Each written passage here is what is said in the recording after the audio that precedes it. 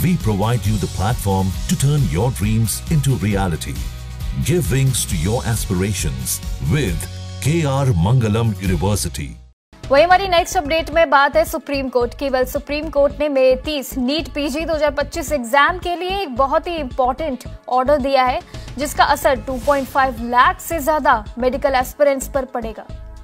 Court ने national board of examinations यानी कि एनबीई और सेंटर को डायरेक्ट दिया गया इंफॉर्मेशन है और ये एग्जाम को सिर्फ एक सिंगल शिफ्ट में ही कंडक्ट किया जाएगा। ये भी एक खास अपडेट है। साथ ही कोर्ट का कहना है कि अभी भी 2 शिफ्ट के मॉडल में ही एग्जाम किया जाएगा। उसे लैंग्वेज आती है और जो अपडेट्स के बारे में भी ये बताया गया है। वहीं जस्टिस विक्रम नाथ और जस्टिस संजय कुमार और जस्टिस एनके अंजरी के बीच ने एनबीई और सेंटर के आर्गुमेंट्स को रिजेक्ट कर दिया है, जिसमें उन्होंने ऑनलाइन एग्जाम और इंफ्रास्ट्रक्चर लिमिटेशन की भी वजह से 2 शिफ्ट में जरूरी जानकारी भी बताई है। वही बात करें बाकी जानकारी की तो बेंच ने कहा है कि 2 शिफ्ट्स में क्वेश्चंस पेपर की डिफिकल्टी लेवल भी कभी भी सेम नहीं हो सकती है। वहीं स्कोर्स के बारे में बात भी की है। स्कोर्स को इक्वेट करने के लिए उसे यूज करने वाले नॉर्मलाइजेशन मेथड का भी यूज किया जाएगा और हमेशा इसे यूज नहीं किया जा सकता, ये भी उन्होंने कहा है, बल्कि ये सिर्फ ये एक्सेप्ट भी किया जा रहा है। वहीं साथ में कोर्ट ने जोर भी दिया है कि सीट्स का एलोकेशन जो है वो रेडियोलॉजी और गायनोलॉजी सिर्फ मार्क्स पर ही डिपेंड करा जाएगा। साथ ही ये मार्क्स का डिफरेंस भी स्टूडेंट के फ्यूचर और यूनिवर्सिटी प्लेसमेंट पर असर डाल सकता है।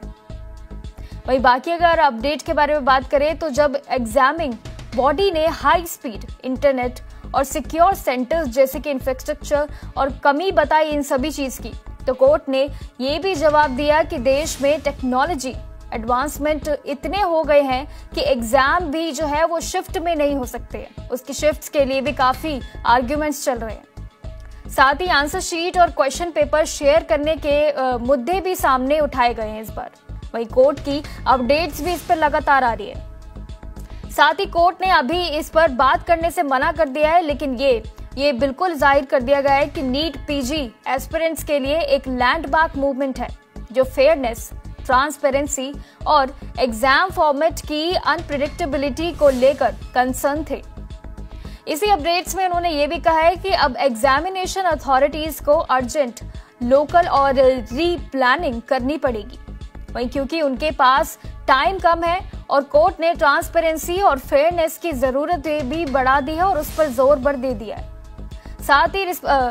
साथ ही इस चीज पे रिस्पोंडेंट्स को भी सिक्योर सेंटर्स और आगे पूरी जानकारी डिस्क्लोज करने के लिए भी कहा गया है।